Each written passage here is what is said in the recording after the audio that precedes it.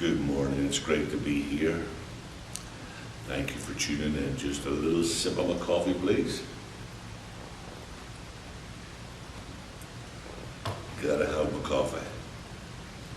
Jesus and his disciples are in a little town named Nain, N-A-I-N. The local Pharisee by the name of Simon is throwing a dinner party.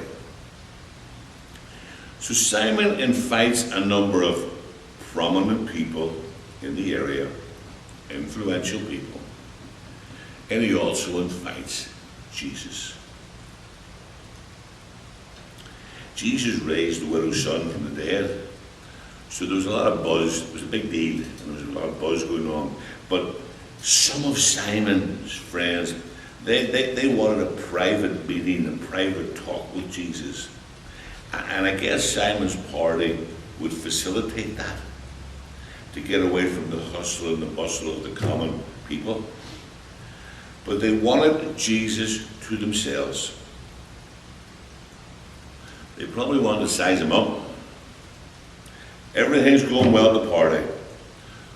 Passing around the hors d'oeuvres and the food and the livers and the chickens and the whatnot. Everything's going good. Company's good. Everyone seems to be enjoying themselves. And Jesus is having a good old time. Simon and his friends are learning more and more and more about Jesus. Everything's going just smooth, running smoothly, right? Everything's just happy-go-lucky, right? Things continue. This is going to be quite successful. Look at verse 37. Crashing the party, an unwanted, unsavory woman, she shows up. She wasn't on the guest list. I guess there were no bodyguards back there to stop her. But she walked in and joins the party. Her mere presence interrupts the whole thing, the meal. Luke informs us that she had a bad reputation. You can imagine what that was. She didn't have a good reputation. And the other guests begin to stir. They look, and they begin to whisper. What is she doing here? Who invited her? I can't believe that she would suddenly have the audacity to walk right in here. How does Simon know this woman?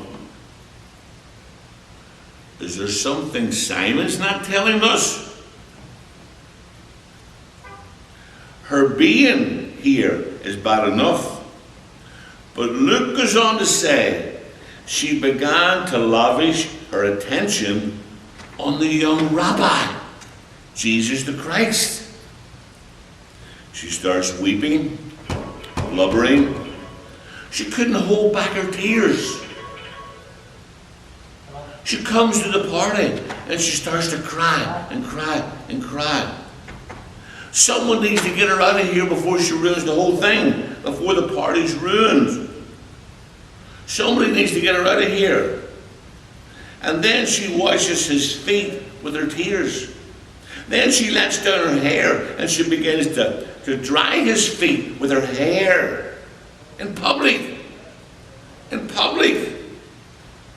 Surely Jesus will pull away and rebuke her. Get away from me, woman. You unclean woman. Get away from here. Surely Jesus will rebuke her. He knows what's going on, right? Right. Surely he'll do it, right? Of course he will.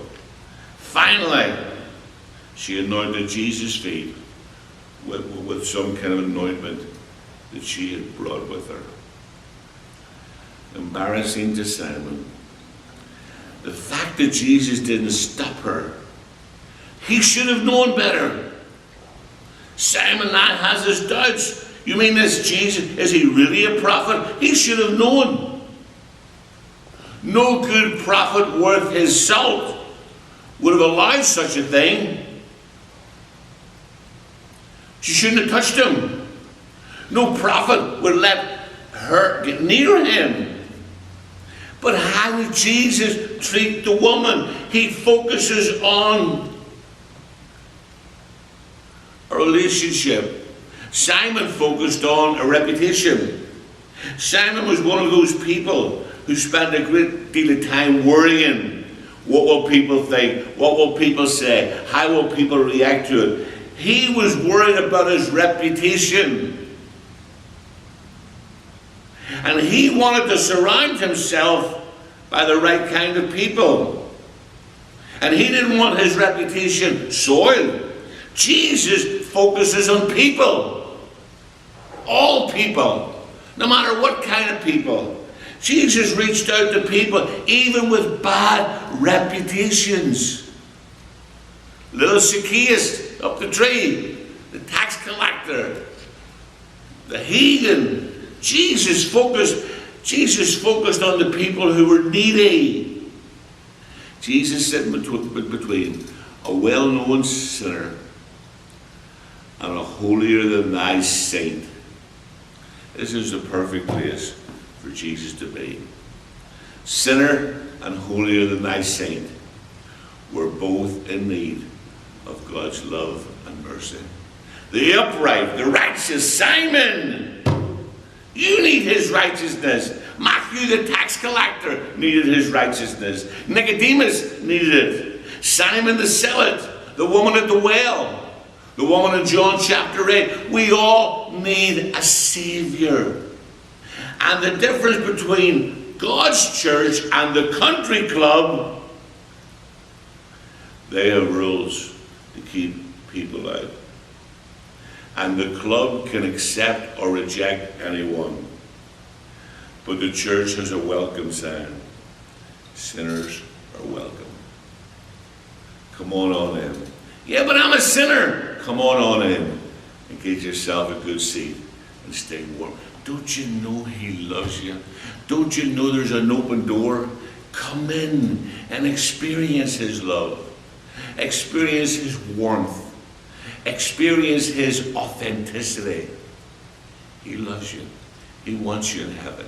He's done everything to secure a place for you in heaven. May God bless you.